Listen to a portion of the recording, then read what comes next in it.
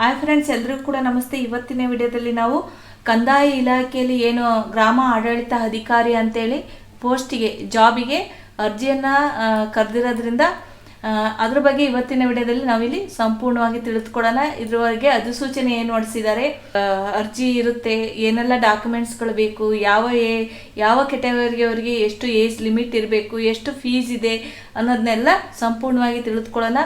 ಏನು ಗ್ರಾಮ ಆಡಳಿತ ಅಧಿಕಾರಿ ಅಂದರೆ ನಾವು ಏನು ವಿಲೇಜ್ ಅಕೌಂಟೆಂಟ್ ಅಂತ ಏನು ಕರಿತೀವೋ ಆ ಒಂದು ಪೋಸ್ಟಿಗೆ ಜಾಬಿಗೆ ಖಾಲಿ ಇರುವಂಥ ಹುದ್ದೆಗಳಿಗೆ ಭರ್ತಿಯನ್ನು ಮಾಡ್ಕೊಳ್ತಾ ಇದ್ದಾರೆ. ಆ ಒಂದು ಖಾಲಿ ಇರುವಂಥ ಪೋಸ್ಟು ನಾವು ಇಲ್ಲಿ ಕೆಳಗಡೆ ಸಾಕಷ್ಟು ಜಿಲ್ಲೆಗಳಲ್ಲಿ ಎಷ್ಟೆಷ್ಟು ಪೋಸ್ಟ್ ಇದೆ, ಖಾಲಿ ಹುದ್ದೆಗಳಿದೆ ಅಂತೇಳಿ ಕೂಡ ಇಲ್ಲಿ ಕೊಟ್ಟಿದ್ದಾರೆ. ಅದರಲ್ಲಿ ಟೋಟಲಿ 572 ಹುದ್ದೆಗಳಿದೆ. 572 ಹುದ್ದೆಗಳಿಗೆ ಅರ್ಜಿಯನ್ನು ಕರೆದಿದ್ದಾರೆ. ಅದರಲ್ಲಿ ಕಲ್ಯಾಣ ಕರ್ನಾಟಕ ಏನಿದೆಯೋ ಅದಕ್ಕೆ ಟೋಟಲಿ 505 ಹುದ್ದೆಗಳಿಗೆ ಭರ್ತಿಯನ್ನು ಮಾಡ್ಕೊಳ್ತಾ ಇದ್ದಾರೆ. ಅದೇ ಕಲ್ಯಾಣ ಕರ್ನಾಟಕಕ್ಕೆ 67 ಹುದ್ದೆಗಳನ್ನು ಭರ್ತಿ ಮಾಡ್ಕೊಳ್ತಾ ಇದ್ದಾರೆ. ಇಲ್ಲಿ ಸಾಕಷ್ಟು ಬೇರೆ ಬೇರೆ ಜಿಲ್ಲೆಗಳಲ್ಲಿ ಎಷ್ಟು ಹುದ್ದೆಗಳಿದೆ ಅಂತ ಇಲ್ಲಿ ನೀವು ನೋಡ್ಕೊಳ್ಳಿ. ಎಲ್ಲ ಹುದ್ದೆಗಳು ಕೂಡ ಇಲ್ಲಿ ಕಾಣ್ತಾ ಇದೆ, ಖಾಲಿ ಪೋಸ್ಟ್ಗಳು ಯಾವ್ಯಾವ ಜಿಲ್ಲೆಯಲ್ಲಿ ಎಷ್ಟಿದೆ ಅಂತೇಳಿ. ಇದ್ರ ಬಗ್ಗೆ ನಾವು ಸಂಪೂರ್ಣವಾಗಿ ತಿಳ್ಕೊಳ್ಳೋದಾದರೆ ಇಲ್ಲಿ ಕೆಳಗಡೆ ಬಂದರೆ ನಾವು ವಿದ್ಯಾರ್ಹತೆ ಬಗ್ಗೆ ನಾವು ತಿಳ್ಕೊಳ್ಳೋಣ. ವಿದ್ಯಾರ್ಹತೆಗಳಲ್ಲಿ ಗ್ರಾಮ ಆಡಳಿತ ಅಧಿಕಾರಿ ಅಂತ ಏನಿದೆಯೋ ಇದರಲ್ಲಿ ನಾವು ಏನು PUC ಅಥವಾ ತತ್ಸಮ ವಿದ್ಯಾರ್ಹತೆಯನ್ನು ಹೊಂದಿರಬೇಕು, ಅಂದರೆ PUCಯನ್ನು ಮಾಡಿರಬೇಕು ಅಂತ ಹೇಳ್ತಾ ಇದ್ದಾರೆ. ಇಲ್ಲಿ ಕೆಳಗಡೆ ಬಂದರೆ ಒಂದು PUCಯನ್ನು ನೀವು ಮಾಡಿರ್ತೀರಾ, ಅದರಲ್ಲಿ CBSE ಮತ್ತು ICSE ಮಂಡಳಿ ನಡೆಸುವ ಕ್ಲಾಸ್ 12 ಪರೀಕ್ಷೆಯಲ್ಲೂ ಕೂಡ ನೀವು ಬರೆದಿದ್ರೆ ಅವರು ಕೂಡ ಅರ್ಜಿಯನ್ನು ಸಲ್ಲಿಸ್ಬೋದು. ಇನ್ನು ಕೆಳಗಡೆ ಬಂದರೆ ಇತರೆ ರಾಜ್ಯ ಸರ್ಕಾರದ ಪರೀಕ್ಷಾ ಮಂಡಳಿಯಿಂದ ನಡೆಸುವ ಕ್ಲಾಸ್ 12 ಪರೀಕ್ಷೆ, ಅಂದರೆ ಬೇರೆ ಸ್ಟೇಟಲ್ಲಿ ನಡೆಸಿರುವಂಥ ಬೋರ್ಡಲ್ಲಿ ಬರೆದಿರುವಂಥ PUC ಓದಿರುವಂಥ ವಿದ್ಯಾರ್ಥಿಗಳು ಕೂಡ ಅರ್ಜಿಯನ್ನು ಸಲ್ಲಿಸ್ಬೋದು. ಕೆಲವೊಂದು ಟರ್ಮ್ಸ್ ಆ್ಯಂಡ್ ಕಂಡೀಷನ್ ಇರುತ್ತೆ. ಅದೇ ರೀತಿ national institute of open schooling ಅಂದರೆ NIOS ವತಿಯಿಂದ ನಡೆಸುವ ಉನ್ನತ ಪ್ರೌಢ ಶಿಕ್ಷಣ ಕೋರ್ಸ್ ಅಥವಾ HSC ಏನಾದರೂ ನೀವು open school, national school, institute of national ಸ್ಕೂಲಲ್ಲಿ ಬರೆದಿದ್ರು ಕೂಡ ಅರ್ಜಿಯನ್ನು ಸಲ್ಲಿಸ್ಬೋದು.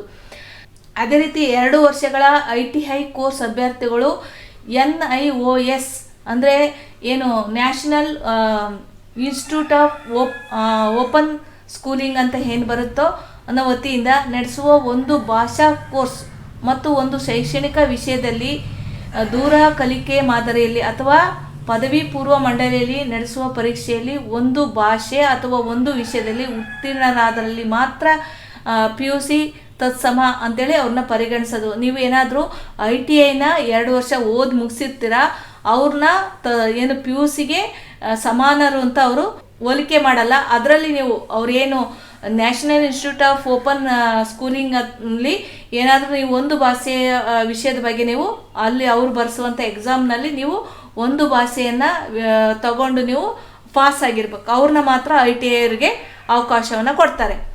ಅದೇ ರೀತಿ ಕೆಳಗಡೆ ಬಂದರೆ ನಾವು PUC ಅಥವಾ JOC ಅಂಕಗಳನ್ನು ಪರಿಗಣಿಸದೆ ಕೇವಲ ಸ್ಪರ್ಧಾತ್ಮಕ ಪರೀಕ್ಷೆಗಳನ್ನು ಪರಿಗಣಿಸಿ ಉದ್ಯೋಗಕ್ಕೆ ಆಯ್ಕೆ ಮಾಡುವುದಾದರೆ JOCಯನ್ನು PUCಗೆ ತತ್ಸಮನೆಂದು ಕನಿಷ್ಠ ಶೈಕ್ಷಣಿಕ ಅರ್ಹತೆಯಾಗಿ ಪರಿಗಣಿಸುವುದು.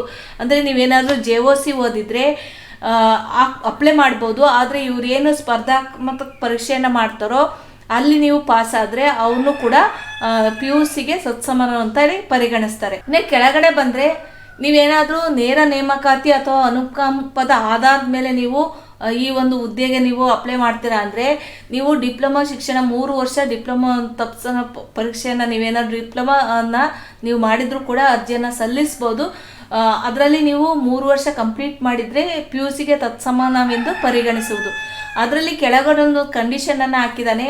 2015ರಲ್ಲಿ ಕಿಂತ ಹಿಂದಿನ ವರ್ಷಗಳಲ್ಲಿ ತಾಂತ್ರಿಕ ಶಿಕ್ಷಣ ಇಲಾಖೆ ಅಂದರೆ ಡಿಪ್ಲೊಮಾವನ್ನು ಉತ್ತೀರ್ಣರಾದ ವಿದ್ಯಾರ್ಥಿಗಳು KPSC ಇಂದ ನಡೆಸುವ ಇಲಾಖೆಯ ಪರೀಕ್ಷೆಗಳ ಜೊತೆಗೆ ಕನ್ನಡ ಭಾಷಾ ಪರೀಕ್ಷೆಯಲ್ಲಿ ತೇರ್ಗಡೆ ಹೊಂದಬೇಕು. ಏನು ಅಂದರೆ ನೀವು 2015ಕ್ಕಿಂತ ಮುಂಚೆ ನೀವು ಡಿಪ್ಲೊಮಾ ಕೋರ್ಸ್ 3 ವರ್ಷ ಮುಗಿಸಿದ್ದು ಈ ಅರ್ಜಿಯನ್ನು ಸಲ್ಲಿಸಬೇಕು ಅಥವಾ ಈ ಹುದ್ದೆಯನ್ನು ನೀವು ಪಡಿಬೇಕು ಅಂದರೆ ನೀವು KPSC ಕಡೆಯಿಂದ ಏನು ಇಲಾಖೆ ಕಡೆಯಿಂದ ಒಂದು ಪರೀಕ್ಷೆಯನ್ನು ನಡೆಸ್ತಾರಲ್ಲ, ಅದರಲ್ಲಿ ಕನ್ನಡ ಭಾಷೆ ಪರೀಕ್ಷೆಯಲ್ಲಿ ಅಂದರೆ ನೀವು ಕನ್ನಡ ಲ್ಯಾಂಗ್ವೇಜ್ನ ತಗೊಂಡು ನೀವು ಒಂದು ಎಕ್ಸಾಮ್ನ ಪಾಸ್ ಆಗಿರಬೇಕು. ಅವರಿಗೆ ಮಾತ್ರ 2015ಕ್ಕಿಂತ ಮುಂಚೆ ಡಿಪ್ಲೊಮಾ ಆಗಿದ್ರೂ ಪರವಾಗಿಲ್ಲ, ಅವ್ರನ್ನ ಪರಿಗಣಿಸ್ತಾರೆ.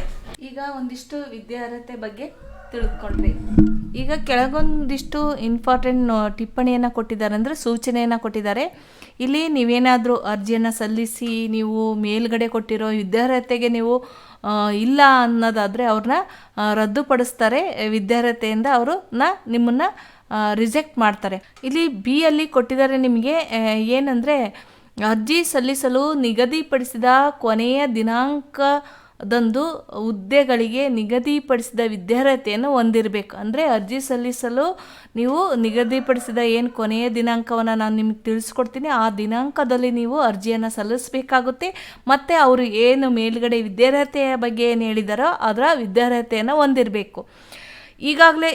ಈಗೇನು ಡಿಪ್ಲೊಮಾ ಓದ್ತಾ ಇದ್ದೀರಾ, ಈಗ ಲಾಸ್ಟ್ ಸೆಮ್ಮನ್ನು ಬರೆದೀವಿ, ನಾವು ರಿಸಲ್ಟ್ಗಾಗಿ ಕಾಯ್ತಾ ಇದ್ದೀವಿ, ಅಥವಾ PUC ರಿಸಲ್ಟ್ಗಾಗಿ ಕಾಯ್ತಾ ಇದ್ದೀವಿ, ಈ ಥರ ವಿದ್ಯಾರ್ಥಿಗಳು, ಫಲಿತಾಂಶಕ್ಕಾಗಿ ಕಾಯುತ್ತಿರುವ ಅಭ್ಯರ್ಥಿಗಳು ಅರ್ಜಿ ಸಲ್ಲಿಸಲು ಅರ್ಹರಿರುವುದಿಲ್ಲ. ಯಾರು ಎಕ್ಸಾಮ್ನ ಬರೆದು ನೀವು ನಿಮ್ಮ ರಿಸಲ್ಟ್ಗಾಗಿ ಕಾಯ್ತಾ ಇರ್ತೀರ ಅಂಥವರು ಈ ಒಂದು ಮೇಲ್ಗಡೆ ಹೇಳಿರುವ ವಿದ್ಯಾರ್ಹತೆಯನ್ನು ಹೊಂದಿದ್ದು ಅಂಥವರು ರಿಸಲ್ಟ್ಗಾಗಿ ವೆಯ್ಟ್ ಮಾಡ್ತಾ ಇರೋರು ಈ ಒಂದು ಅರ್ಜಿಯನ್ನು ಸಲ್ಲಿಸೋ ಆಗಿರಲ್ಲ ಅಂತೇಳಿ ಅವ್ರು ಹೇಳ್ತಾರೆ. ಅರ್ಜಿ ಸಲ್ಲಿಸಲು ಕೊನೆಯ ದಿನಾಂಕದೊಳಗೆ ಎಲ್ಲ ಅಭ್ಯರ್ಥಿಗಳು ಅಂಕಪಟ್ಟಿ, ಸರ್ಟಿಫಿಕೇಟ್ ಅಥವಾ ತತ್ಸಮ ಪರೀಕ್ಷೆಯ ಅಂಕಪಟ್ಟಿಯನ್ನು ಹೊಂದಿರಬೇಕು. ಈಗಾಗಲೇ ಅವರು ಎಕ್ಸಾಮ್ಗಳನ್ನು ಮುಗಿಸಿ ಅವರವರ ಏನು ಕ್ವಾಲಿಫಿಕೇಷನ್ನ ಮುಗಿಸಿ ಅವ್ರ ಹತ್ರ ಈಗಾಗಲೇ ಮಾರ್ಕ್ಸ್ ಕಾರ್ಡ್ಗಳು ಇರಬೇಕು, ಅಂಥವ್ರು ಮಾತ್ರ ಅರ್ಜಿಯನ್ನು ಸಲ್ಲಿಸಬೇಕು ಅಂತ ಹೇಳ್ತಾ ಇದ್ದಾರೆ. ವಿದ್ಯಾರ್ಹತೆ ಸಂಬಂಧಿಸಿದ ಅಂಕಪಟ್ಟಿ, ಪ್ರಮಾಣ ಪತ್ರಗಳು, ಮೂಲ ದಾಖಲೆಗಳನ್ನು ಕಡ್ಡಾಯವಾಗಿ ನೀವೇನಾದರೂ ಇದರಲ್ಲಿ ಎಕ್ಸಾಮ್ನ ಬರೆದು ಸ್ಪರ್ಧಾತ್ಮಕ ಪರೀಕ್ಷೆ ಇರುತ್ತೆ, ಆ ಎಕ್ಸಾಮನ್ನು ನೀವು ಪಾಸ್ ಮಾಡಿ ನೀವೇನಾದರೂ ಸೆಲೆಕ್ಟ್ ಆದರೆ ಅಂಥವರು ನಿಮ್ಮ ಒಂದು ಒರಿಜಿನಲ್ ಡಾಕ್ಯುಮೆಂಟ್ಸ್ನ ಮೂಲ ದಾಖಲೆಯನ್ನು ಕಡ್ಡಾಯವಾಗಿ ಪರಿಶೀಲನೆಯ ಸಮಯದಲ್ಲಿ ಹಾಜರುಪಡಿಸಬೇಕು. ಅಂದರೆ ನಿಮ್ಮ ಒಂದು ಒರಿಜಿನಲ್ ಡಾಕ್ಯುಮೆಂಟ್ಸ್ನ ನೀವು ವೆರಿಫಿಕೇಷನ್ಗೆ ತೋರಿಸ್ಬೇಕಾಗುತ್ತೆ. ನೀವೇನಾದರೂ ತೋರಿಸ್ಲಿಲ್ಲ ಅಂದರೆ, ಅಥವಾ ಈ ಒಂದು ವಿದ್ಯಾರ್ಹತೆಗೆ ಸಂಬಂಧ ಇಲ್ಲದೇ ಇರೋರು ಏನು ಅರ್ಜಿಯನ್ನು ಸಲ್ಲಿಸಿದರೆ ಅಂಥವ್ರನ್ನ ಅನರ್ಹರೆಂದು ನಾವು ರಿಜೆಕ್ಟ್ ಮಾಡ್ತೀವಿ.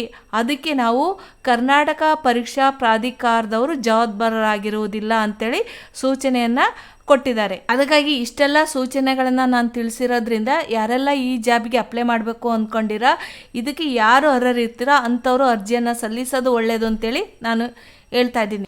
ಈ ಒಂದು ಗ್ರಾಮ ಆಡಳಿತ ಅಧಿಕಾರಿಗೆ ಅರ್ಜಿಯನ್ನು ಸಲ್ಲಿಸಬೇಕು ಅಂದರೆ ನಿಮ್ಮ ಒಂದು ಏಜ್ ಲಿಮಿಟ್ ಏನಿರಬೇಕು, ಯಾವ ಕೆಟಗರಿಯವರಿಗೆ ಎಷ್ಟು ಏಜ್ ಇರಬೇಕು ಅನ್ನೋದನ್ನ ಈಗ ತಿಳ್ಕೊಳ್ಳೋಣ. ಈಗ ಈ ಒಂದು ವಿಲೇಜ್ ಅಕೌಂಟೆಂಟಿಗೆ ನೀವು ಅರ್ಜಿಯನ್ನು ಸಲ್ಲಿಸಬೇಕು ಅಂದರೆ ಈಗಾಗಲೇ ಒಂದು 18 ವರ್ಷ ಮುಗ್ದಿರಬೇಕು. ಅದೇ ರೀತಿ 18 ವರ್ಷ ತುಂಬಿರಬೇಕು ಅಂತ ಹೇಳ್ತಾ ಇದ್ದಾರೆ. ಅದೇ ರೀತಿ ನೀವು ಒಂದು ಸರ್ಕಾರದ ಆದೇಶ ಸಂಖ್ಯೆ ಪ್ರಕಾರ 29/1/2020 ಆದೇಶಿಸಿರುವಂತೆ ಒಂದು ಬಾರಿಗೆ ಅನ್ವಯಿಸುವಂತೆ ಗರಿಷ್ಠ ವಯೋಮಿತಿಯಲ್ಲಿ 5 ವರ್ಷಗಳ ಸಡಿಲಿಕೆಯನ್ನು ನೀಡ್ತಾರೆ. ನೀವು ಸಾಮಾನ್ಯ ವರ್ಗದವರಾಗಿದ್ದರೆ 40 ವರ್ಷ, ಅಂದರೆ ಜನರಲ್ ಮೆರಿಟ್ ಅವ್ರಿಗೆ 40 ವರ್ಷ ಮೀರಿರಬಾರ್ದು. ಅದೇ ರೀತಿ ಪ್ರವರ್ಗ 2A 2B 3A ಮತ್ತು 3B ಅಭ್ಯರ್ಥಿಗಳಾಗಿದ್ದರೆ 43 ವರ್ಷಗಳನ್ನು ತುಂಬಿರಬಾರ್ದು. ಅದೇ ರೀತಿ ಪರಿಶಿಷ್ಟ ಜಾತಿ ಮತ್ತು ಪರಿಶಿಷ್ಟ ಪಂಗಡ ಮತ್ತು ಪ್ರವರ್ಗ 1 ಅಭ್ಯರ್ಥಿಗಳಿಗೆ 45 ವರ್ಷ ಒಂದು ಏಜ್ ಲಿಮಿಟನ್ನು ಈ ಒಂದು ಅರ್ಜಿಯನ್ನು ಸಲ್ಲಿಸಲಿಕ್ಕೆ ಅವಕಾಶವನ್ನು ಕೊಟ್ಟಿದ್ದಾರೆ. ಇಲ್ಲಿ ಕೆಳಗಡೆ ಕೊಟ್ಟಿರುವ ಹಾಗೆ ನೀವು ರಾಜ್ಯ ಸರ್ಕಾರದ ಅಧಿನಿಯಮದಲ್ಲಿ ನಿಗಮ ಮಂಡಳಿಗಳಲ್ಲಿ ಮತ್ತು ಕೇಂದ್ರ ಸರ್ಕಾರದ ನಿಯಮ ಮಂಡಳಿಗಳಲ್ಲಿ ನೀವೇನಾದರೂ ಅಲ್ಲಿ ಕೆಲಸವನ್ನು ನಿರ್ವಹಿಸ್ತಾ ಇದ್ದರೆ ಅಥವಾ ಈಗಾಗಲೇ ಕೆಲಸ ನಿರ್ವಹಿಸಿ ಬಿಟ್ಟಿದ್ರೆ ಅಂಥವರಿಗೆ ನೀವು ಕೆಲಸವನ್ನು ನಿರ್ವಹಿಸಿ ಎಷ್ಟು ವರ್ಷ ನಿರ್ವಹಿಸಿದ್ರೋ ಅದೇನಾದರೂ ನೀವೀಗ 15 ವರ್ಷ ಕೆಲಸವನ್ನು ನಿರ್ವಹಿಸಿದರೆ ನಿಮಗೆ 10 ವರ್ಷ ಸಡಿಲಿಕೆಯನ್ನು ಕೊಡ್ತಾರೆ. ಅಥವಾ ನೀವೇನಾದರೂ 8 ವರ್ಷ ಕೆಲಸ ನಿರ್ವಹಿಸಿದರೆ 10 ವರ್ಷ ಅಂದರೆ ನೀವು ಎಷ್ಟು ಕಡಿಮೆ ವರ್ಷಗಳನ್ನು ಕೆಲಸ ನಿರ್ವಹಿಸಿದರೆ ಅದರ ಆಧಾರದ ಮೇಲೆ ನಿಮಗೆ ಸಡಿಲಿಕೆಯನ್ನು ಕೊಡ್ತಾರೆ. ನೀವು ಮಾಜಿ ಸೈನಿಕರಾಗಿ ಕೆಲಸವನ್ನು ಮಾಡ್ತಾ ಇದ್ದರೆ ನಿವೃತ್ತಿ ಹೊಂದಿರುವ ಕಾರಣವನ್ನು ನೀವು ಕೊಡಬೇಕಾಗುತ್ತೆ. ನೀವು ಯಾಕೆ ಇದರಿಂದ ನೀವು ಹೊರಗೆ ಬಂದ್ರಿ ಸೈನಿಕ ವೃತ್ತಿಯಿಂದ ಅನ್ನೋದನ್ನ ನೀವು ಕೊಡಬೇಕಾಗುತ್ತೆ. ಅವ್ರಿಗೂ ಕೂಡ ಒಂದಿಷ್ಟು ಏಜ್ ಸಡಿಲಿಕೆಯನ್ನು ಕೊಡ್ತಾರೆ, ರಿಯಾಯಿತಿ ಇರುತ್ತೆ. ಅದೇ ರೀತಿ NCC ನ್ಯಾಷನಲ್ ಕೆಡೆಟ್ ಕ್ರಾಪ್ಸ್ನಲ್ಲಿ ಪೂರ್ಣಕಾಲಿಕ ಪರಿವೀಕ್ಷಕರಾಗಿ ಸೇವೆ ಸಲ್ಲಿಸಿ ಬಿಡುಗಡೆಯಾಗಿರುವ ವ್ಯಕ್ತಿಗಳಿಗೆ ನೀವೇನಾದರೂ ಇಲ್ಲಿ ಸೇವೆ ಸಲ್ಲಿಸ್ತಿದ್ರು ಕೂಡ ಅವ್ರಿಗೂ ಒಂದಿಷ್ಟು ಏಜು ನಿಮ್ಮ ವಯಸ್ಸಿನ ಸಡಿಲಿಕೆಯನ್ನು ನೀವೇನಾದರೂ ಡಿಸಬಿಲಿಟಿ ಕ್ಯಾಂಡಿಡೇಟ್ಸ್ ಆಗಿದ್ದರೆ, ನೀವು ಏನಾದರೂ ವಿಕಲಚೇತನರಾಗಿದ್ದರೆ ನಿಮಗೆ 10 ವರ್ಷ ಸಡಿಲಿಕೆಯನ್ನು ಕೊಡ್ತಾರೆ. ವಿಧವೆ ಆಗಿದ್ದರೆ ಸಮಕ್ಷಮದಲ್ಲಿ ನಾನು ವಿಧವೆ ಎಂದು ಹಾಗೂ ಮದುವೆ ಇರುವುದಿಲ್ಲವೆಂಬ ಪ್ರಮಾಣ ಪತ್ರವನ್ನು ಸಲ್ಲಿಸಬೇಕು. ನೀವು ಏನಾದರೂ ವಿಡೋ ಆಗಿದ್ದರೆ, ನೀವು ವಿಧವೆಯರಾಗಿದ್ದರೆ ಅಥವಾ ವಿಡೋ ಆಗಿದ್ದರೆ ನೀವು 10 ವರ್ಷಗಳ ಸಡಿಲಿಕೆಯನ್ನು ಕೊಡ್ತಾರೆ. ಈಗ ನಾವು ಅರ್ಜಿ ಸಲ್ಲಿಸುವ ವಿಧಾನದ ಬಗ್ಗೆ ತಿಳಿದುಕೊಳ್ಳೋಣ. ಇಷ್ಟೆಲ್ಲ ಏಜ್ ಲಿಮಿಟ್ ಬಗ್ಗೆ ತಿಳ್ಕೊಂಡ್ವಿ, ಎಷ್ಟೆಲ್ಲ ಸೀಟ್ಗಳಿರುತ್ತೆ, ಏನೆಲ್ಲ ಎಜುಕೇಷನ್ ಕ್ವಾಲಿಫಿಕೇಷನ್ ಇರಬೇಕು ಅಂತೇಳಿ ಕೂಡ ನಾವು ತಿಳ್ಕೊಂಡ್ವಿ. ಈಗ ಅರ್ಜಿಯನ್ನು ಹೆಂಗೆ ಸಲ್ಲಿಸಬೇಕು? ಇದು ಕನ್ನಡ ಪರೀಕ್ಷಾ ಪ್ರಾಧಿಕಾರ ವೆಬ್ಸೈಟ್ ಅಂದರೆ KEA ವೆಬ್ಸೈಟ್ ಮುಖಾಂತರ ಈ ಒಂದು ವೆಬ್ಸೈಟ್ ಲಿಂಕನ್ನು ಕೊಟ್ಟಿದ್ದಾರೆ. ಈ ಒಂದು ವೆಬ್ಸೈಟಲ್ಲಿ ನಾವು ಅರ್ಜಿಯನ್ನು ಸಲ್ಲಿಸಬೇಕಾಗುತ್ತೆ. ಆನ್ಲೈನ್ ಮುಖಾಂತರ ಅರ್ಜಿಯನ್ನು ಭರ್ತಿ ಮಾಡಬೇಕು. ಅಭ್ಯರ್ಥಿಗಳು ಇಲ್ಲೊಂದು ಏನು ನೋಟಿಫಿಕೇಷನ್ ಕೊಟ್ಟಿದ್ದಾರೆ ಅಂದರೆ, ಅಭ್ಯರ್ಥಿಗಳು ಕೇವಲ ಒಂದು ಜಿಲ್ಲೆಗೆ, ಅಂದರೆ ನೀವು 3-4 ಜಿಲ್ಲೆಗೆ ಅಪ್ಲಿಕೇಶನ್ ಹಾಕಂಗಿಲ್ಲ. ಒಂದೇ ಅರ್ಜಿ, ಒಬ್ಬ ವ್ಯಕ್ತಿಗೆ ಒಂದೇ ಅರ್ಜಿಯನ್ನು ಹಾಕಬೇಕು. ಯಾವುದಾದ್ರೂ ಒಂದು ಜಿಲ್ಲೆಗೆ ಒಂದು ಅರ್ಜಿಯನ್ನು ಹಾಕಬೇಕಾಗುತ್ತೆ ಅಂತ ಇಲ್ಲಿ ನೋಟಿಫಿಕೇಷನ್ನ ಕೊಟ್ಟಿದ್ದಾರೆ. ನೀವು ಯಾವುದೇ ಸಂದರ್ಭದಲ್ಲಿ ನೀವೇನಾದರೂ ಒಮ್ಮೆ ಸಲ್ಲಿಸಿದ ಅರ್ಜಿಯಲ್ಲಿ ಯಾವುದೇ ಮಾಹಿತಿಯನ್ನು ಯಾವುದೇ ಹಂತದಲ್ಲಿ ಬದಲಾವಣೆ ಅಥವಾ ತಿದ್ದುಪಡಿ ಮಾಡಲು ಅವಕಾಶವಿರುವುದಿಲ್ಲ. ಹಾಗಾಗಿ ನೀವು ಅರ್ಜಿಯನ್ನು ಸಲ್ಲಿಸಬೇಕಾದ್ರೆ ಬಹಳ ಎಚ್ಚರಿಕೆಯಿಂದ ಅರ್ಜಿಯನ್ನು ಸಲ್ಲಿಸಬೇಕಾಗುತ್ತೆ. ಇಲ್ಲಿ ನೀವು ಒಂದು ಬಾರಿ ಅರ್ಜಿಯನ್ನು ಸಲ್ಲಿಸಿದ ಮೇಲೆ ನಿಮಗೆ ಯಾವುದೇ ತಿದ್ದುಪಡಿ ಅವಕಾಶ ಇಲ್ಲ ಅಂತ ಈಗಾಗಲೇ ಹೇಳಿದ್ದಾರೆ. ಆನ್ಲೈನ್ ಅರ್ಜಿಯನ್ನು ಸಲ್ಲಿಸಲಿಕ್ಕೆ ನೀವು ದಿನಾಂಕವನ್ನು ನೋಡೋದಾದರೆ, ಇವು ಆನ್ಲೈನ್ ಮುಖಾಂತರ ಅರ್ಜಿ ಸಲ್ಲಿಸಲು ಪ್ರಾರಂಭ ದಿನಾಂಕ 11/7/2026. ಅರ್ಜಿಯ ಕೊನೆಯ ದಿನಾಂಕವನ್ನು, ಅರ್ಜಿ ಸಲ್ಲಿಸಲಿಕ್ಕೆ ಕೊನೆಯ ದಿನಾಂಕವನ್ನು ನಾವು ನೋಡೋದಾದರೆ 30/7/2026 ಆಗಿರುತ್ತೆ. ಆದರೆ ನೀವು ಅರ್ಜಿ ಸಲ್ಲಿಸಲಿಕ್ಕೆ ಕೊನೆಯ ದಿನಾಂಕ, ನೀವು ಪೇಮೆಂಟನ್ನು ಎಷ್ಟು ಪೇಮೆಂಟ್ ಅಂತ ನಾವು ತಿಳಿಸ್ಕೊಡ್ತೀನಿ. ನೀವು ಏನು ಅರ್ಜಿ ಶುಲ್ಕವನ್ನು ನೀವು ಪಾವತಿ ಮಾಡಬೇಕು ಅಂದರೆ 31/7/2026 ಕೊನೆಯ ದಿನಾಂಕವಾಗಿರುತ್ತೆ. ಇದು ನಿಮಗೆ ಲಾಸ್ಟ್ ಚಾನ್ಸ್. ಇದು ನೀವು ಅರ್ಜಿಯನ್ನು ಸಲ್ಲಿಸಿ ನೀವು ಪೇಮೆಂಟ್ನ ಮಾಡಬೇಕಾಗುತ್ತೆ. 30ನೇ ತಾರೀಕೊಳಗೆ ಅರ್ಜಿಯನ್ನು ಸಲ್ಲಿಸಬೇಕು. ಪೇಮೆಂಟನ್ನು 31ನೇ ತಾರೀಕೊಳಗಡೆ, ಜುಲೈ 31ನೇ ತಾರೀಕೊಳಗಡೆ ಪೇಮೆಂಟ್ನ ಮಾಡಬೇಕಾಗುತ್ತೆ. ಇಲ್ಲಿ ನೀವು ಅರ್ಜಿ ಸಲ್ಲಿಸಿದ ಸೂಚನೆ ಏನೆಲ್ಲ ನೀವು ಕರೆಕ್ಟಾಗಿ ಸುಳ್ಳು ಮಾಹಿತಿಗಳನ್ನೇನಾದರೂ ಕೊಟ್ಟರೆ ನಿಮಗೆ ಈ ಒಂದು ಅರ್ಜಿಯನ್ನು, ಅಭ್ಯರ್ಥಿಯನ್ನು ಕಾನೂನು ಸೂಕ್ತವಾಗಿ ನಿಮಗೆ ಕ್ರಮವನ್ನು ಕೈಗೊಳ್ತೀವಿ ಅಂತಲೂ ಕೂಡ ಇಲ್ಲಿ ಸೂಚನೆಯನ್ನು ಕೊಟ್ಟಿದ್ದಾರೆ. ಅದಕ್ಕೆ ನೀವು ವೇತನವನ್ನು ನೋಡೋದಾದರೆ, ಈ ಒಂದು ಏನು ನೀವು ಇದಕ್ಕೇನಾದರೂ ನೀವು ಆಯ್ಕೆ ಆದರೆ ನೇರ ನೇಮಕಾತಿ ಮೂಲಕ ಆಯ್ಕೆಗೊಂಡ ಅಭ್ಯರ್ಥಿಗಳು 2 ವರ್ಷಗಳ ಕಾಲ ಕಾಯಂ ಪೂರ್ವ ಅವಧಿಯಲ್ಲಿರುತ್ತಾರೆ. ಅಂದರೆ ಕಾಂಟ್ಯಾಕ್ಟ್ ಬೇಸಿಸ್ ಮೇಲೆ ಇರ್ತಾರೆ 2 ವರ್ಷ ಅಂತೇಳಿ ಹೇಳ್ತಾ ಇದ್ದಾರೆ. ಈ ಒಂದು ಏನು ಜಾಬಿಗೆ, ಈ ಒಂದು ಹುದ್ದೆಗೆ ನಿಮಗೆ 67,600 ವರೆಗೂ ನಿಮಗೆ ಸ್ಯಾಲ್ರಿ ಇರುತ್ತೆ. ಈ ಒಂದು ನೇರ ನೇಮಕಾತಿಯನ್ನು ನೀವು ಹೊಂದಿದ್ರೆ ರಾಷ್ಟ್ರೀಯ ಪಿಂಚಣಿ ಅಂದರೆ NPS ಸೌಲಭ್ಯನ ಇರುತ್ತೆ. ನಿಮಗೆ NPS ಸೌಲಭ್ಯನೂ ಕೂಡ ಇರುತ್ತೆ. ಆದರೆ 2 ವರ್ಷ ನೀವು ಕಾಂಟ್ಯಾಕ್ಟ್ ಬೇಸಿಸ್ ಮೇಲೆ ಕೆಲಸ ಮಾಡಬೇಕಾಗುತ್ತೆ. ಈ ಒಂದು ಅರ್ಜಿಯನ್ನು ಸಲ್ಲಿಸಲಿಕ್ಕೆ ನಾವು ನೆಕ್ಸ್ಟು ಶುಲ್ಕದ ಬಗ್ಗೆ ನೋಡಿದ್ರೆ, ಅಂದರೆ ಫೀಸ್ ಬಗ್ಗೆ ನಾವು ನೋಡೋದಾದರೆ, ಈ ಒಂದು ಏನು ಸಾಮಾನ್ಯ ಅಭ್ಯರ್ಥಿಗಳಂದರೆ ಜನರಲ್ ಮೆರಿಟು ಮತ್ತು ಪ್ರವರ್ಗ 2A 2B 3A 3B ಅಭ್ಯರ್ಥಿಗಳಾಗಿದ್ದರೆ ಅವರು 750 ರೂಪಾಯಿ ಫೀಸ್ನ ಪೇಮೆಂಟ್ ಮಾಡಬೇಕಾಗುತ್ತೆ. ಇಲ್ಲಿ 750 ರೂಪಾಯಿ ಫೀಸ್ನ ಪೇ ಮಾಡಬೇಕಾಗುತ್ತೆ ಅವರು. ಅದೇ ರೀತಿ ಪರಿಶಿಷ್ಟ ಜಾತಿ ಮತ್ತು ಪರಿಶಿಷ್ಟ ಪಂಗಡ ಪ್ರವರ್ಗ 1 ಮಾಜಿ ಸೈನಿಕ, ಥರ್ಡ್ ಜೆಂಡರ್ ಅಂತ ಏನು ಕಳ್ತೀವೋ, ತೃತೀಯ ಲಿಂಗದ ಅಭ್ಯರ್ಥಿಗಳೇನಾರಾಗಿದ್ದರೆ ಅವರು 500 ರೂಪಾಯಿ ಫೀಸನ್ನು ಪೇ ಮಾಡಬೇಕಾಗುತ್ತೆ. 500 ರೂಪಾಯಿ ಫೀಸ್ನ ಪೇ ಮಾಡಬೇಕಾಗುತ್ತೆ. ನೀವೇನಾದರೂ ಡಿಸಬಿಲಿಟಿ ಹ್ಯಾಂಡಿಕ್ಯಾಪ್ಸ್ ಅಂದರೆ ನೀವು 250 ರೂಪಾಯಿ ಫೀಸ್ನ ಈ ಒಂದು ಅರ್ಜಿ ಶುಲ್ಕವಾಗಿ ಪೇಮೆಂಟ್ ಮಾಡಬೇಕಾಗುತ್ತೆ. ಪಾವತಿದ ಶುಲ್ಕವನ್ನು ಹಿಂದಿರುಗಿಸಲಾಗುವುದಿಲ್ಲ. ಇದನ್ನು ರೀಫಂಡ್ ಮಾಡಲ್ಲ. ನೀವು ಒಂದ್ಸತಿ ಅರ್ಜಿಯನ್ನು ಸಲ್ಲಿಸಿ ನೀವು ಪೇಮೆಂಟ್ನ ಮಾಡಿದ ಮೇಲೆ ಈ ಅಮೌಂಟನ್ನು ನಿಮಗೆ, ನೀವು ಸೆಲೆಕ್ಟ್ ಆಗ್ರಿ ಬಿಡ್ರಿ ಅಥವಾ ಏನೇ ಒಂದು ರಿಜೆಕ್ಟ್ ಆದರೂ ಕೂಡ ಈ ಒಂದು ಅಮೌಂಟನ್ನು ನಿಮಗೆ ಹಿಂದಿರುಗಿಸಲ್ಲ ಅಂತ ಅವರು ಈಗಾಗಲೇ ಹೇಳಿದ್ದಾರೆ. ಇನ್ನು ನೆಕ್ಸ್ಟ್ ನಾವು ಬರೋದಾದರೆ, ಪರೀಕ್ಷಾ ದಿನಾಂಕವನ್ನು ನಾವು ನೋಡೋದಾದರೆ, ಗ್ರಾಮ ಆಡಳಿತ ಅಧಿಕಾರಿಗೆ ಒಂದು ಎಕ್ಸಾಮ್ ಇರುತ್ತೆ. ಈ ಎಕ್ಸಾಮು 2 ಕ್ವಶನ್ ಪೇಪರ್ ಇರುತ್ತೆ. ನಿಮಗೆ ಕನ್ನಡ ಭಾಷಾ ಪರೀಕ್ಷಾ ಅಂತೇಳಿ 2 ಕ್ವಶನ್ ಪೇಪರ್ ಇರುತ್ತೆ. ಒಂದು ಮೊದಲನೆಯ ಕ್ವಶನ್ ಪತ್ರಿಕೆ ಏನಿರುತ್ತೆ ದಿನಾಂಕವನ್ನು ಹೇಳಿದ್ದಾರೆ 4/10/2026 ಮೊದಲನೇ ಪ್ರಶ್ನೆ ಪತ್ರಿಕೆ ನಿಮಗೆ ಎಕ್ಸಾಮ್ ನಡೆಯುತ್ತೆ. ಅದು ಬೆಳಗ್ಗೆ 10:30ರಿಂದ 12:30ರವರೆಗೆ. ಇನ್ನು ಎರಡನೇ ಪ್ರಶ್ನೆ ಪತ್ರಿಕೆಯನ್ನು ನೋಡೋದಾದರೆ ನಾವು ಅದೇ ದಿನ 4ನೇ ತಾರೀಕು 10ನೇ ತಿಂಗಳು 2026 ಮಧ್ಯಾಹ್ನ 2:30ರಿಂದ 4:30ರವರೆಗೆ ಎಕ್ಸಾಮ್ ನಡೆಯುತ್ತೆ. ಒಂದೇ ದಿನ ಬೆಳಗ್ಗೆ 10:30ರಿಂದ 12:30ರವರೆಗೆ ಪ್ರಶ್ನೆ ಪತ್ರಿಕೆ 1 ನಡೆದರೆ ಮಧ್ಯಾಹ್ನ 2:30ರಿಂದ 4:30ರವರೆಗೆ ಪ್ರಶ್ನೆ ಪತ್ರಿಕೆ 2 ಎಕ್ಸಾಮ್ ನಡೆಯುತ್ತೆ. ಮೇಲ್ಕಂಡ ಸ್ಪರ್ಧಾತ್ಮಕ ಪರೀಕ್ಷೆಯಲ್ಲಿ OMR ಸೀಟಲ್ಲಿ ನೀವು ಆನ್ಸರ್ನ ಬರೆದು ಕೊಡಬೇಕಾಗುತ್ತೆ. ನೀವು ಸ್ಪರ್ಧಾತ್ಮಕ ಪರೀಕ್ಷೆಗೆ ನೀವು ಒಂದು ವೆಬ್ಸೈಟ್ ಮುಖಾಂತರ ನೀವು ಅರ್ಜಿಯನ್ನು ಸಲ್ಲಿಸಿರ್ತೀರಾ. ಅದೇ ವೆಬ್ಸೈಟ್ ಮುಖಾಂತರ ನಿಮ್ಮ ಒಂದು ಪ್ರವೇಶ ಪತ್ರವನ್ನು ಅಡ್ಮಿಟ್ ಕಾರ್ಡ್ನ ಡೌನ್ಲೋಡ್ ಮಾಡಬೇಕಾಗುತ್ತೆ. ಅದರ ಜೊತೆಗೆ ನೀವು ಯಾವುದಾದ್ರೂ ಒಂದು ನಿಮ್ಮ ಒಂದು ಆಧಾರ್ ಕಾರ್ಡ್ ಆಗಿರ್ಬೋದು, ಪಾನ್ ಕಾರ್ಡ್ ಆಗಿರ್ಬೋದು, ನಿಮ್ಮ ಒಂದು ಐಡೆಂಟಿ ಕಾರ್ಡನ್ನು ನೀವು ಆ ಒಂದು ಏನು ಪ್ರವೇಶ ಪತ್ರ ಏನು ಅಡ್ಮಿಟ್ ಕಾರ್ಡ್ ಜೊತೆಗೆ ತಗೊಂಡೋಗ್ಬೇಕು ಅಂತ ಹೇಳ್ತಾ ಇದ್ದಾರೆ. ಇದು ಯಾವುದೇ ಕಾರಣಕ್ಕೆ ಈ ಒಂದು ಬದಲಾವಣೆ ಇಲ್ಲ ಅಂತಲೂ ಕೂಡ ಅವರು ಇಲ್ಲಿ ತಿಳಿಸ್ಕೊಟ್ಟಿದ್ದಾರೆ. ಕನ್ನಡ ಭಾಷಾ ಪರೀಕ್ಷಾ ಅಂದರೆ ಏನು? ಕನ್ನಡ ಭಾಷಾ ಪರೀಕ್ಷೆಯನ್ನು ಕಡ್ಡಾಯವಾಗಿ ಇರಬೇಕು. ಏನಂದರೆ ಕರ್ನಾಟಕ ಪ್ರೌಢ ಶಿಕ್ಷಣ ಪರೀಕ್ಷಾ ಮಂಡಳಿಯಲ್ಲಿ SLC ಮಾಡಿರಬೇಕು ಅಥವಾ ತತ್ಸಮ ಕೋರ್ಸನ್ನು ನೀವೇನು ಓದಿರ್ತೀರ ಆ ಒಂದು ಇದರಲ್ಲಿ ನೀವು SLCಯಲ್ಲಾಗಿರ್ಬೋದು, PUCಯಲ್ಲಾಗಿರ್ಬೋದು, ನೀವು ಕನ್ನಡ ಭಾಷೆಯನ್ನು ಪ್ರಥಮ ಭಾಷೆಯಲ್ಲಿ ಅಥವಾ ದ್ವಿತೀಯ ಭಾಷೆಯಲ್ಲಿ ಓದಿರಲೇಬೇಕು.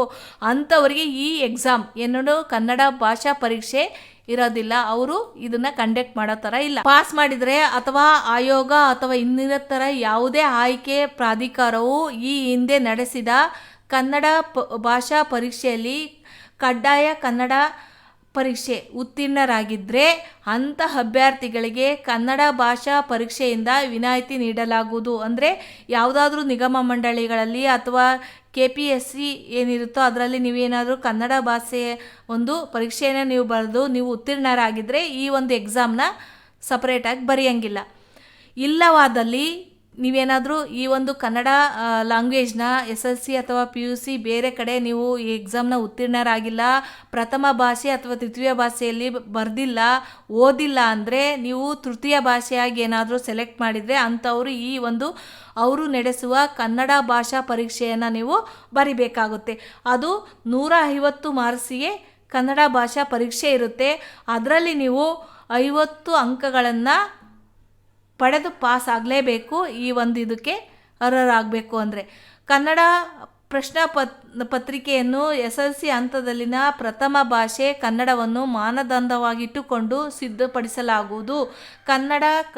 ಕಡ್ಡಾಯ ಕನ್ನಡ ಭಾಷಾ ಪರೀಕ್ಷೆಯಲ್ಲಿ ಪಡೆದ ಅಂಕಗಳನ್ನು ಶ್ರೇಷ್ಠತೆಗೆ ಅಥವಾ ಹುದ್ದೆಗೆ ಆಯ್ಕೆ ಪರಿಗಣಿಸುವುದಿಲ್ಲ. ಅಂದರೆ ಇದನ್ನು ನೀವು ರ್ಯಾಂಕಿಗಾಗಿ ಅವರು ತಗೊಳ್ಳಲ್ಲ. ನೀವು ಏನಾದರೂ ಕನ್ನಡ ಭಾಷಾ ಪರೀಕ್ಷೆಯನ್ನು ನೀವು ಬರೆದು ಅದರಲ್ಲಿ 50ಕ್ಕಿಂತ ಹೆಚ್ಚು ಮಾರ್ಕ್ಸ್ನ ತಗೊಂಡ್ರಿ 150ಕ್ಕೆ 100 ತಗೋಬೋದು, 120 ತಗೋಬೋದು. ಆದರೆ ನಿಮಗೆ ಕನ್ನಡಕ್ಕೆ ಲ್ಯಾಂಗ್ವೇಜ್ಗೋಸ್ಕರ ಇದನ್ನು ಪರೀಕ್ಷೆ ನಡೆಸೋದು, ನಿಮಗೆ ರ್ಯಾಂಕಿಗೋಸ್ಕರ ಅಲ್ಲ. ನೀವು ರ್ಯಾಂಕಿಗೆ ಪ್ರಶ್ನೆ ಪತ್ರಿಕೆ 1 ಪ್ರಶ್ನೆ ಪತ್ರಿಕೆ 2 ನೀವು ಬರೀಬೇಕಾಗುತ್ತೆ. ಇದನ್ನು ಯಾರೆಲ್ಲ ವಿದ್ಯಾರ್ಥಿಗಳು SLC PUCಯಲ್ಲಿ ಕನ್ನಡ ಭಾಷೆಯನ್ನು ಪ್ರಥಮ ಅಥವಾ ದ್ವಿತೀಯ ಲ್ಯಾಂಗ್ವೇಜ್ ಆಗಿ ಓದಿಲ್ವೋ ಅವರು ಈ ಎಕ್ಸಾಮ್ನ ಬರೀಬೇಕಾಗುತ್ತೆ, ಬರೆದು ಪಾಸ್ ಆಗಬೇಕಾಗುತ್ತೆ. ಇಲ್ಲಿ ಪ್ರಶ್ನೆ ಪತ್ರಿಕೆ 1ರಲ್ಲಿ ಯಾವುದ್ರ ಬಗ್ಗೆ ಕೇಳ್ತಾರೆ ಅಂತ ಅವರು ಕೂಡ ನಿಮಗೆ ಕೊಟ್ಟಿದ್ದಾರೆ. ಇಲ್ಲಿ ಸಾಮಾನ್ಯ ಜ್ಞಾನ ಅಂದರೆ ಜನರಲ್ ಏನು ನಾಲೆಡ್ಜ್ ಅಂತ ಇರುತ್ತೋ ಅದ್ರ ಬಗ್ಗೆ ಇಲ್ಲಿ ಕೊಡ್ತಾರೆ. ಮೊದಲನೇದಾಗಿ ಪ್ರಚಲಿತ ಘಟನೆಗಳಿಗೆ ಸಂಬಂಧಿಸಿದ ಸಾಮಾನ್ಯ ಜ್ಞಾನ ವಿಷಯಗಳನ್ನು ಹೊಂದಿರಬೇಕು. ಸುತ್ತಮುತ್ತ ಇರುವಂಥ ಒಂದು ಪ್ರಚಲಿತ ಘಟನೆಗಳ ಬಗ್ಗೆ ನಿಮಗೆ ನಾಲೆಡ್ಜ್ ಇರಬೇಕು, ಆ ಎಕ್ಸಾಮ್ ಬರುತ್ತೆ ಅಂತ.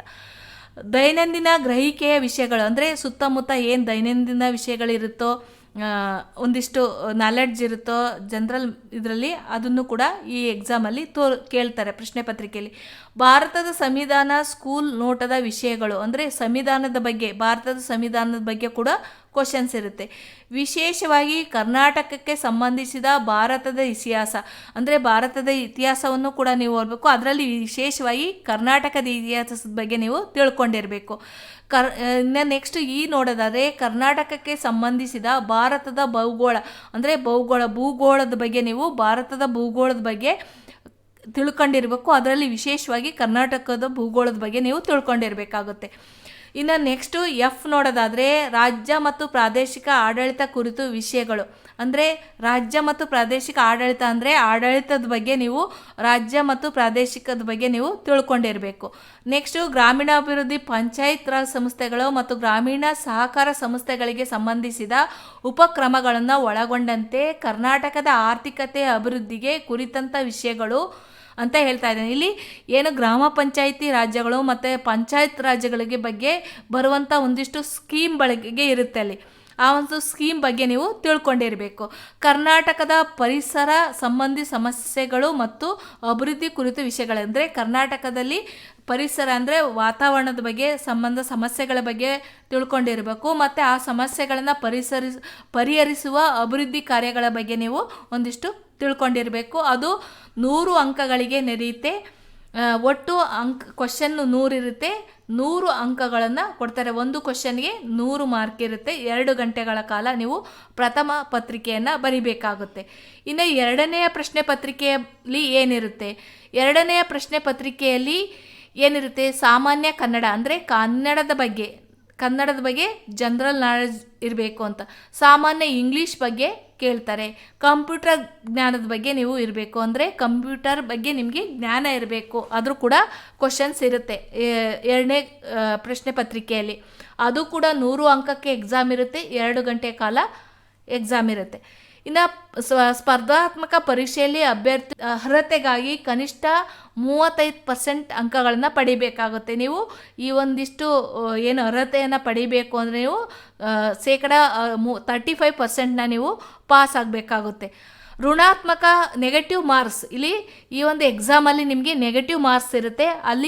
ಇಲ್ಲಿ ಹೇಳಿರುವ ಹಾಗೆ ಪ್ರತಿಯೊಂದು ಪ್ರಶ್ನೆಗೆ 4 ಪರ್ಯಾಯ ಉತ್ತರಗಳಿದ್ದು ಅಭ್ಯರ್ಥಿ ಯಾವುದಾದ್ರೂ ಒಂದು ಸರಿ ಉತ್ತರವನ್ನು ಆಯ್ಕೆ ಮಾಡಬೇಕು. ಪ್ರತಿ ತಪ್ಪು ಉತ್ತರಕ್ಕೆ ಅಂದರೆ 0.25 ಮಾರ್ಕ್ಸ್ ನಿಮಗೆ ಕಟ್ಟಾಗುತ್ತೆ. ನೀವು ಏನಾದರೂ ತಪ್ಪು ಆನ್ಸರ್ನ ಹಾಕಿದರೆ ಅದಕ್ಕೆ ನಿಮ್ಮ 1 ಮಾರ್ಕಲ್ಲಿ ಅದು 0.25 ಮಾರ್ಕು ಲೆಸ್ ಆಗುತ್ತೆ. ಅಂದರೆ ನೀವು 4 ಕ್ವಶನ್ ಏನಾದರೂ ತಪ್ಪು ಮಾಡಿದರೆ ನಿಮಗೆ 1 ಮಾರ್ಕು ಕಟ್ಟಾಗುತ್ತೆ. 4ಕ್ಕೆ 1 ಮಾರ್ಕ್ ಆ ಥರ ಇರುತ್ತೆ. ನೀವು OMR ಉತ್ತರ ಪತ್ರಿಕೆಯಲ್ಲಿ 5ನೇ ಆಯ್ಕೆ ಅಥವಾ ವೃತ್ತವನ್ನು ನೀಡಿದ್ದು ಉತ್ತರಿಸದೇ ಇರುವ ಪ್ರಶ್ನೆಗಳಿಗೆ 5ನೇ ಆಯ್ಕೆ ಅಥವಾ ವೃತ್ತವನ್ನು ಸೇಡ್ ಮಾಡಲು ಕೊನೆಯ ಬೆಲ್ ಆದ ನಂತರ ಹೆಚ್ಚುವರಿಯಾಗಿ 5 ನಿಮಿಷವನ್ನು ಕೊಡ್ತಾರೆ. ನಿಮಗೆ 4 ಆನ್ಸರು ನಿಮಗೆ ಗೊತ್ತಾಗಲಿಲ್ಲ, 5ನೇದಕ್ಕೆ ನೀವು ಅದನ್ನ ಖಾಲಿ ಬಿಡೋಂಗಿಲ್ಲ. ನೀವು 5ನೇದನ್ನ ಸುತ್ತಿ ಕೊಡಬೇಕಾಗುತ್ತೆ. 5ನೇದನ್ನ ಸೇಡ್ ಮಾಡಿ ಕೊಡಬೇಕು. ಅದಕ್ಕೆ ನಿಮಗೆ ಕೊನೆಯಲ್ಲಿ ನೀವೇನಾದರೂ ಅದನ್ನ ಮಾಡ್ತೀವಿ ಅಂದರೆ ನಿಮಗೆ ಕೊನೆಯ ಬೆಲ್ ಆದಮೇಲೆ 5 ನಿಮಿಷಗಳ ಕಾಲಾವಕಾಶವನ್ನು ಕೊಡ್ತಾರೆ. ಪ್ರತಿಯೊಂದಕ್ಕೂ ಖಾಲಿ ಬಿಡೋಗಿಲ್ಲ.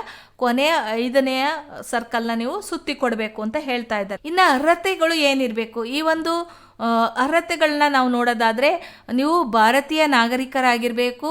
ಒಬ್ಬ ಜೀವಂತ ಪತಿಗಿಂತ ಹೆಚ್ಚು ಮಂದಿ ಪತಿಯನ್ನು ಹೊಂದಿರುವ ಪುರುಷ ಅಭ್ಯರ್ಥಿ ಅಥವಾ ಈಗಾಗಲೇ ಮತ್ತೊಬ್ಬ ಹೆಂಡತಿ ಹೊಂದಿರುವ ವ್ಯಕ್ತಿಯು ಮದುವೆಯಾಗಿರುವ ಮಹಿಳಾ ಅಭ್ಯರ್ಥಿಯು ಸರ್ಕಾರದಿಂದ ಪುನರ್ವಸತಿಯನ್ನು ಪಡೆಯದೆ ನೇಮಕಾತಿಗೆ ಅರ್ಹರಾಗುವುದಿಲ್ಲ. ನೀವು 2ನೇ ಮದುವೆ ಏನಾರು ಆಗಿದ್ದರೆ ಅವರು ಕೂಡ ಒಂದು ಸರ್ಕಾರದಿಂದ ಅನುಮತಿಯನ್ನು ಪಡೆದು ಇದಕ್ಕೆ ಅರ್ಹರಾಗ್ತಾರೆ. ಅಭ್ಯರ್ಥಿಯು ಮಾನಸಿಕವಾಗಿ ಮತ್ತು ದೈಹಿಕವಾಗಿ ಆರೋಗ್ಯವಂತರಾಗಿರ್ಬೇಕಂತೆ. ಇದಕ್ಕೆ ಏನಾದರೂ ನೀವು ಜಾಬಿಗೆ ಪಡ್ಕೋಬೇಕು ಅಂದರೆ. ನೆಕ್ಸ್ಟು ದೈಹಿಕವಾಗಿ ಅನರ್ಹರಾಗಿದ್ದಾರೆಂಬುದು ವೈದ್ಯಕೀಯ ಮಂಡಳಿಯ ವರದಿಯ ಆಧಾರದ ಮೇಲೆ ನಿಮ್ಮನ್ನು ಅರ್ಹತೆಯನ್ನು ಪಡ್ತಾರೆ. ಇಲ್ಲಾಂದರೆ ನೀವು ಇದನ್ನ ತಿರಸ್ಕರಿಸ್ತಾರೆ. ನೀವು ಮೆಡಿಕಲ್ ರಿಪೋರ್ಟ್ನ ಕೊಡಬೇಕಾಗುತ್ತೆ. ಏನಾದರೂ ಹ್ಯಾಂಡಿಕ್ಯಾಪ್ಟ್ ಈ ಥರ ಏನಾರು ಇದ್ದರೆ, ನಿಮಗೇನಾದರೂ ಆರೋಗ್ಯ ಸಮಸ್ಯೆ ಇದ್ದರೆ ಅದ್ರ ಬಗ್ಗೆ ನೀವು ಮೆಡಿಕಲ್ ರಿಪೋರ್ಟ್ನ ಕೊಡಬೇಕಾಗುತ್ತೆ. ಕೇಂದ್ರ ಅಥವಾ ಕರ್ನಾಟಕ ರಾಜ್ಯ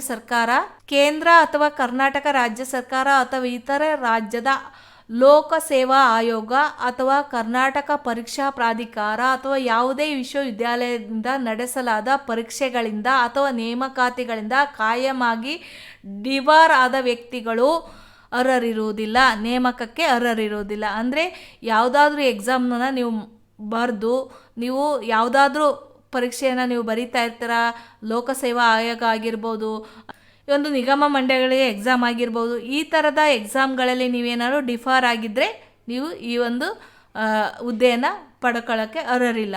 ಯಾವುದೇ ನೈತಿಕ ಪರಿಭಾಷೆ ಶಿಕ್ಷೆಗೆ ಒಳಪಟ್ಟರೆ, ಅಂದರೆ ನೀವೇನಾದರೂ ಕ್ರಿಮಿನಲ್ ಕೇಸ್ಗಳು ಅಥವಾ ನಿಮ್ಮ ಮೇಲೆ ಕೇಸ್ಗಳಿದ್ದು ಅಥವಾ ನೇಮಕಾತಿಗಳಿಂದ ತಾತ್ಕಾಲಿಕವಾಗಿ ಡಿಫರ್ ಆಗಿದ್ರು ಕೂಡ ಈ ಒಂದು ಹುದ್ದೆನ ಪಡ್ಕೊಳ್ಳೋಕ್ಕೆ ಅನರ್ಹ ಅಂತ ಹೇಳ್ತಾ ಇದ್ದಾರೆ. ಜಾತಿ ಮೀಸಲಾತಿ ಬಗ್ಗೆ ತಿಳ್ಕೊಳ್ಳೋಣ. ಪರಿಶಿಷ್ಟ ಜಾತಿ ಪ್ರವರ್ಗ ಎ, ಪ್ರವರ್ಗ ಬಿ ಮತ್ತು ಪ್ರವರ್ಗ ಸಿ ಪ್ರಮಾಣ ಪತ್ರವನ್ನು ಪಡೆದು ಆನ್ಲೈನ್ ಅರ್ಜಿಯಲ್ಲಿ ಆಡಿ ಸಂಖ್ಯೆಯನ್ನು ನಮೂದಿಸತಕ್ಕದ್ದು. ಈಗ ಏನು ಇತ್ತೀಚಿನ ಹೋದ ವರ್ಷದಿಂದ ಪರಿಶಿಷ್ಟ ಜಾತಿಯನ್ನು 3 ಪಂಗಡಗಳಾಗಿ ಮಾಡಿದ್ದಾರೆ ಉಪ ಮೀಸಲಾತಿಯಾಗಿ.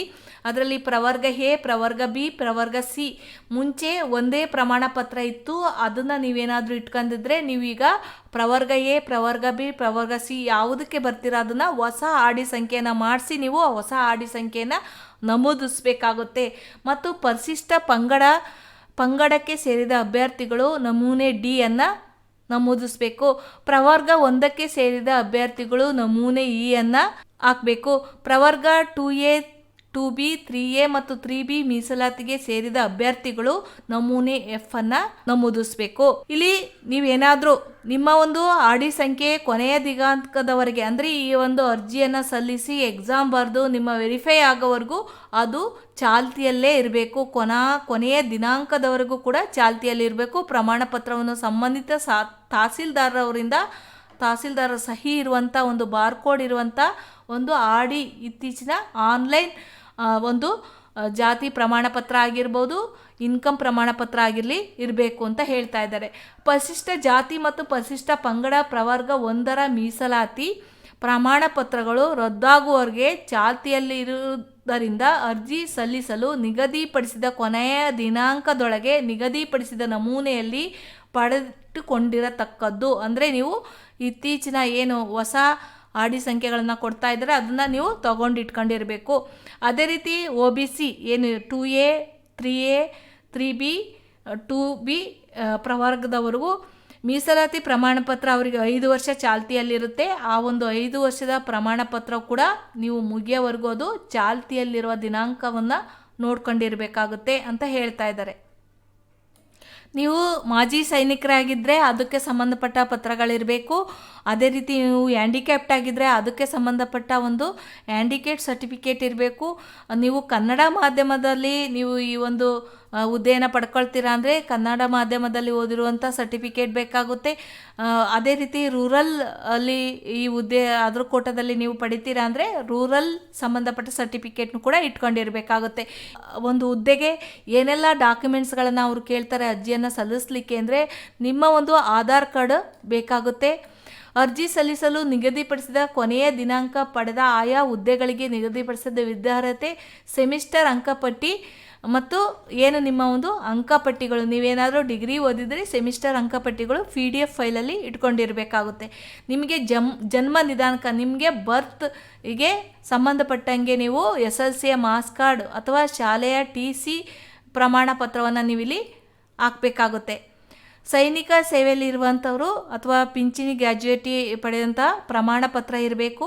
ಅದಕ್ಕೆ ಸಂಬಂಧಪಟ್ಟ ನೀವೇನಾದರೂ ಸೈನಿಕರಾಗಿದ್ದರೆ, ಮಾಜಿ ಸೈನಿಕರಾಗಿದ್ದರೆ ಅದಕ್ಕೆ ಸಂಬಂಧಪಟ್ಟ ಡಾಕ್ಯುಮೆಂಟ್ಸ್ಗಳನ್ನು ಇಟ್ಕೊಂಡಿರಬೇಕಾಗುತ್ತೆ.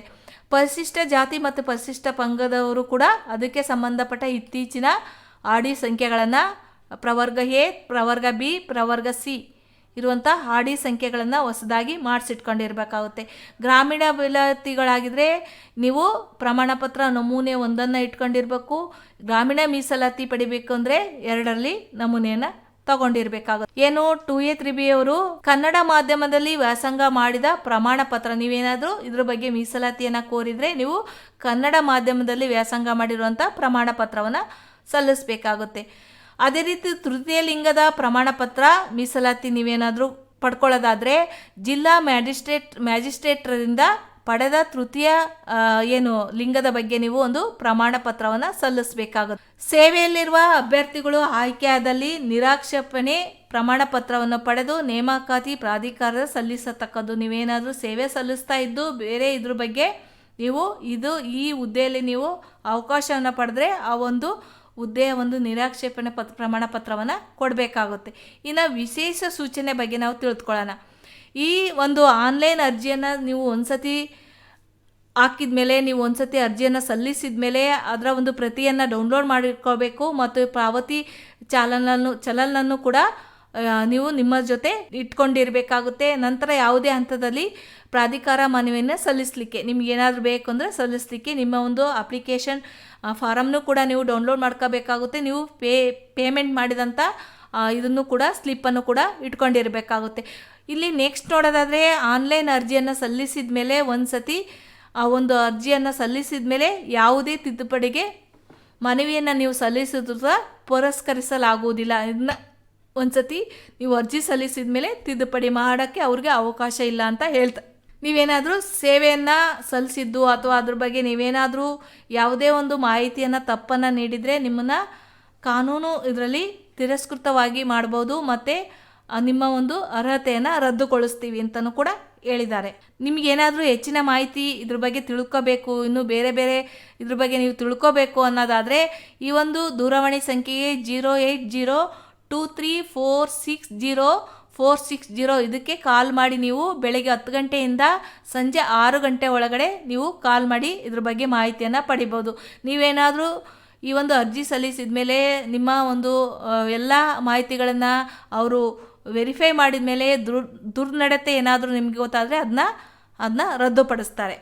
ಈ ಎಲ್ಲ ಒಂದು ಮಾಹಿತಿಯನ್ನು ನೀವು ತಿಳ್ಕೊಂಡು ನೀವು ಅರ್ಜಿಯನ್ನು ಸಲ್ಲಿಸಬೇಕಾಗುತ್ತೆ. ಈ ಎಲ್ಲ ಅರ್ಹತೆಗಳು ನಿಮ್ಮ ಹತ್ರ ಇದೆ ಅಂದರೆ ಏನು ಜುಲೈ 30ನೇ ತಾರೀಕು ಒಳಗಡೆ ನೀವು ಅರ್ಜಿಯನ್ನು ಸಲ್ಲಿಸಿ ನೀವು ಪಾವತಿಯನ್ನು ಮಾಡಿ. ಈ ವಿಡಿಯೋದಲ್ಲಿ ನಾನು ಎಲ್ಲ ಮಾಹಿತಿಯನ್ನು ತಿಳಿಸಿದ್ದೀನಿ ಅಂತ ಅಂದ್ಕೊಂಡಿದ್ದೀನಿ. ಇದೇ ರೀತಿ ನಮ್ಮ ಚಾನಲ್ನ ಫಾಲೋ ಮಾಡಿ. ಎಜುಕೇಷನ್ ಬಗ್ಗೆ ಆಗಲಿ ಕೆಲವೊಂದಿಷ್ಟು ಮಾಹಿತಿಗಳನ್ನು ನಮ್ಮ ಚಾನಲ್ ಮುಖಾಂತರ SV ಸೇವೆಟೆಕ್ ಯೂಟ್ಯೂಬ್ ಚಾನಲ್ ಮುಖಾಂತರ ನಾವು ತಿಳಿಸ್ತಾ ಇರ್ತೀವಿ. ಹಾಗಾಗಿ ಇನ್ನೂ ಕೂಡ ನಮ್ಮ ಚಾನಲ್ನ ಫಾಲೋ ಮಾಡಿಲ್ಲ ಅಥವಾ ಸಬ್ಸ್ಕ್ರೈಬ್ ಮಾಡಿಲ್ಲ ಅಂದರೆ ಸಬ್ಸ್ಕ್ರೈಬ್ ಮಾಡಿ. ಈ ವಿಡಿಯೋವನ್ನು ನೀವು ಕೊನೆವರೆಗೂ ನೋಡಿದ್ದೀರಾ ಅಂದರೆ ಒಂದು ಲೈಕ್ ಮಾಡೋದನ್ನ ಮರಿಬೇಡಿ. ಅದೇ ರೀತಿ ಯಾರೆಲ್ಲ ಇದಕ್ಕೆ ಒಂದು ಹುದ್ದೆಯನ್ನು ಅರ್ಜಿಯನ್ನು ಸಲ್ಲಿಸ್ಬೋದು ಅಥವಾ ಯಾರೆಲ್ಲ ಪಡ್ಕೋಬೋದು, ನಿಮ್ಮ ಫ್ಯಾಮಿಲಿ ಮೆಂಬರ್ಸ್ ಆಗಿರ್ಬೋದು, ರಿಲೇಟಿವ್ಸ್ ಆಗಿರ್ಬೋದು, ನಿಮ್ಮ ಒಂದು ಅಕ್ಕಪಕ್ಕದಲ್ಲಿ ಯಾರೆಲ್ಲ ಇರ್ತಾರೋ ಅವರಿಗೆ ಈ ಒಂದು ವಿಡಿಯೋನ ಶೇರ್ ಮಾಡಿ ಅವರು ಕೂಡ ಅರ್ಜಿಯನ್ನು ಸಲ್ಲಿಸಿ ಈ ಹುದ್ದೆಯನ್ನು ಪಡ್ಕೊಳ್ಳಿ ಅಂತ ಹೇಳ್ತಾ ಈ ವಿಡಿಯೋನ ಕೊನೆವರೆಗೂ ನೋಡಿದ್ದಕ್ಕೆ ನಿಮ್ಮೆಲ್ಲರಿಗೂ ಥ್ಯಾಂಕ್ ಯು ಫಾರ್ ವಾಚಿಂಗ್. ಧನ್ಯವಾದಗಳು.